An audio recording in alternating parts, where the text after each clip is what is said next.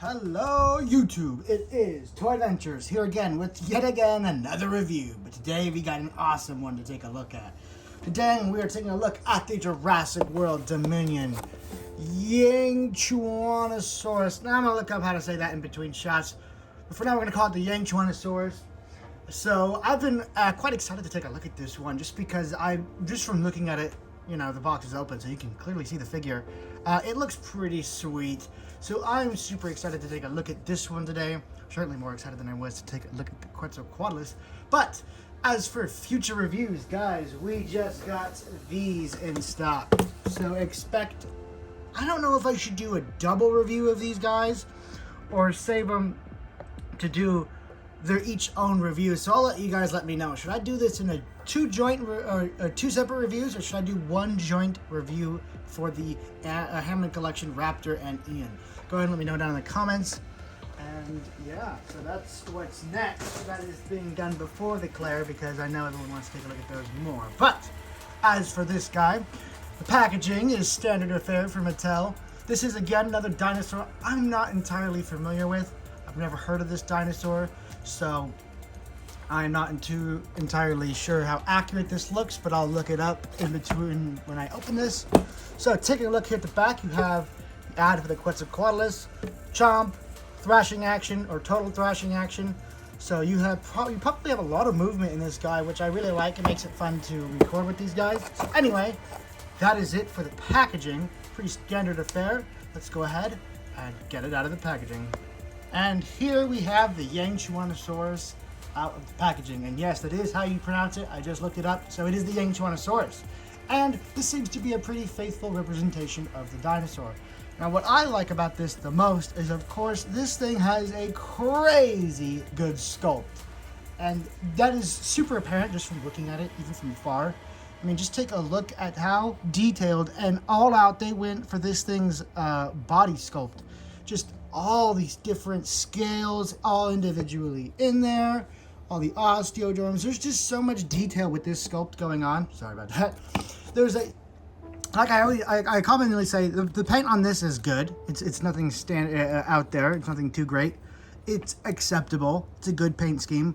But for those of you who like to customize, and I know there's quite a few, customizing has been really getting popular in the Jurassic community, that you have your work cut out for you. There's so much detail that can be brought out by just a really good paint scheme that this thing could look from, you know, what is essentially just a mass-produced toy dinosaur to something really worth putting on a shelf.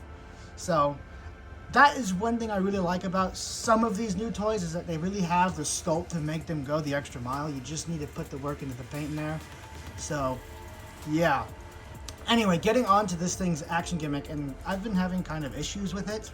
So basically, you're supposed to be able to press this button on the tail and the mouth moves. Now it's working fine here, but at times it'll get stuck and it'll be stuck shut. Now I like that sometimes because it's good for taking pictures, but for a toy, it's not a good sign when, you know, the action gimmick is a little wonky. Now, it's hard to pinpoint what exactly the action gimmick is. I know if you move the body down, you get all this movement out of the, oh, it bonked his head.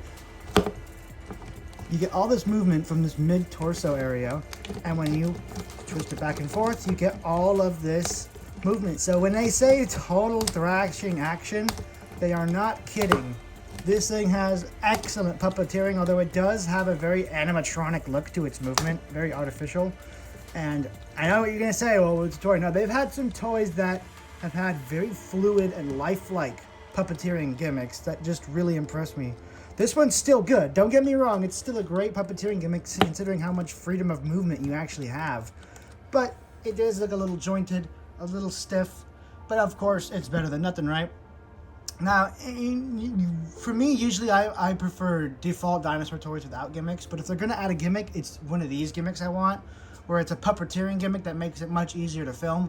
That just benefits me personally. I don't know if you guys enjoy it, but for me personally, that's something I really enjoy getting from these dinosaurs.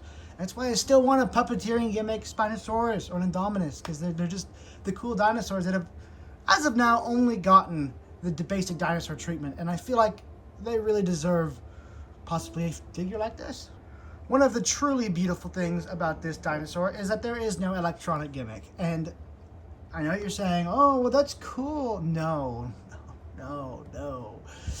Seeing how Mattel has handled the Dominion line's electronics so far, I am super glad this thing has none to speak of. Because most of the modern toys have been you touch it, you move it in any way, shape, or form, and it constantly makes noise. Exhibit A.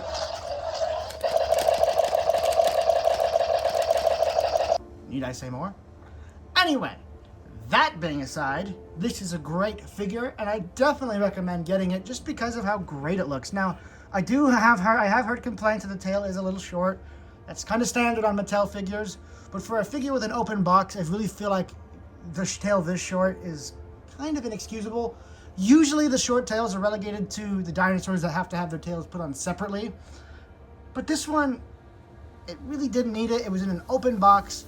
It could have made the tail just a little longer, and it just kind of makes the overall proportions look a little off, because up here is great, but the tail is always just a little stumpy on this, guys. So, that is a little tough, but it's not the end of the world, right? Anyway, let's get on to finally scaling. How does this Yangchuanosaurus scale in with the rest of the Mattel line? And pretty par for the course for a massive biters, or a massive action.